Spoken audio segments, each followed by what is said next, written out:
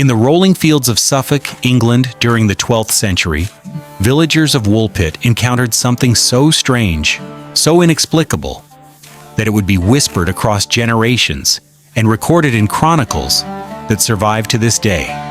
One day during harvest, two children appeared near the wolf pits.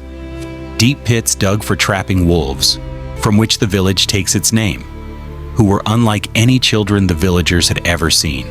They had green-hued skin, strange, pallid eyes, and wore clothes unlike anything made in the village. Their language was entirely unknown. They refused cooked food, instead eating only raw beans, which they devoured ravenously. They seemed bewildered, frightened, and entirely out of place. No one knew where they had come from, and they themselves claimed to have come from a strange, underground land without sunlight, a world entirely alien to the world above. This was not just a tale of odd appearances. It was a story of survival, cultural shock, and the inexplicable crossing of worlds, one that would puzzle historians, folklorists, and cryptozoologists for centuries.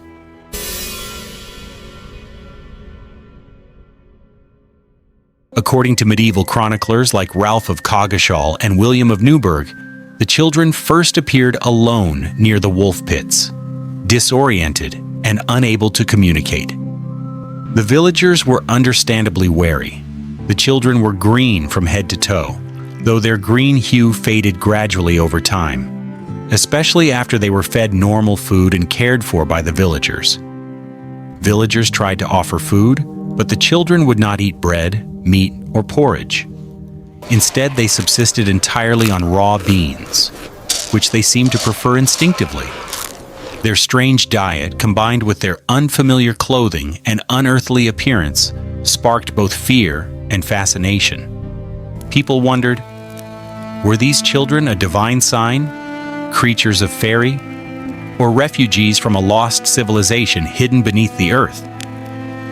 For days, the villagers attempted to coax them into normal food and conversation, but it took time, patience, and empathy to break through their fear. Only slowly did the children begin to learn the local language, revealing pieces of the story of the strange subterranean world they came from.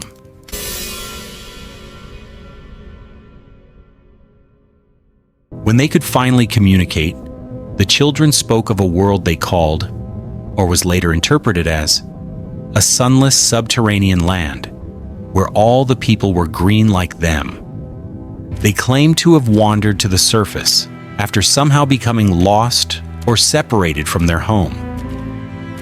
The chroniclers recorded that the boy soon grew sick and eventually died, likely due to the trauma of exposure to the surface world, unfamiliar food, or an illness against which he had no immunity. The girl survived, however, and gradually integrated into English society. She learned the language, adopted local customs, and eventually married a local man. Over time, her green tint faded, and she became indistinguishable from the villagers around her.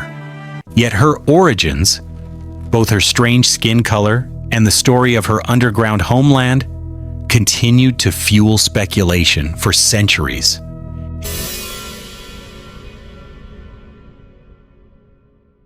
Historians and folklorists have offered several explanations, though none are definitive. Medical conditions. Some suggest the children's green hue may have been caused by chlorosis, a type of anemia common in medieval children, which can produce a greenish skin tone. Famine or malnutrition. Their initial diet of raw beans may have been the only available food source, and their skin color could reflect malnutrition. Folklore or allegory. Some believe the story is allegorical, representing outsiders or foreigners appearing in an insular community. Medieval chroniclers often added fantastical elements to real events. Subterranean or otherworldly origins. True believers in the paranormal or cryptozoology propose that the children really were from a hidden world or lost civilization beneath the earth. A mysterious land untouched by sunlight, as they described. Whatever the explanation, the story endures because it blends the historical record with a sense of the uncanny. The Green Children are remembered not merely for their appearance, but for the way they revealed a culture's reaction to the entirely unknown: fear, curiosity, empathy, and wonder.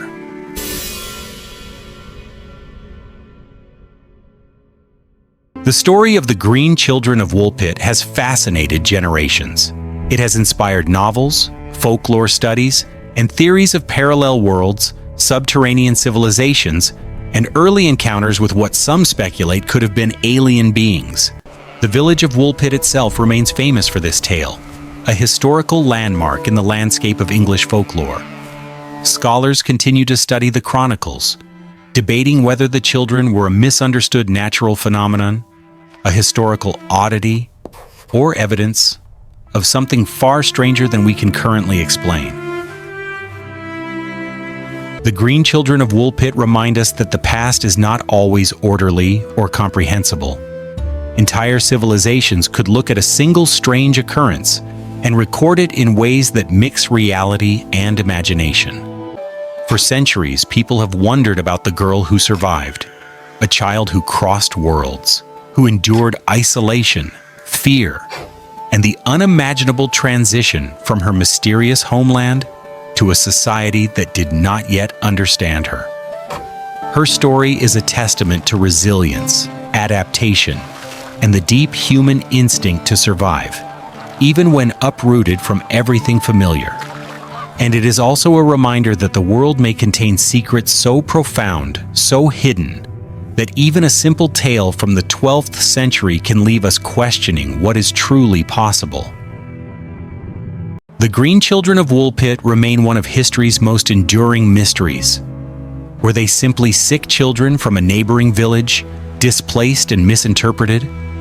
Or did they really come from a world beneath the earth, a place untouched by sunlight and outside human knowledge?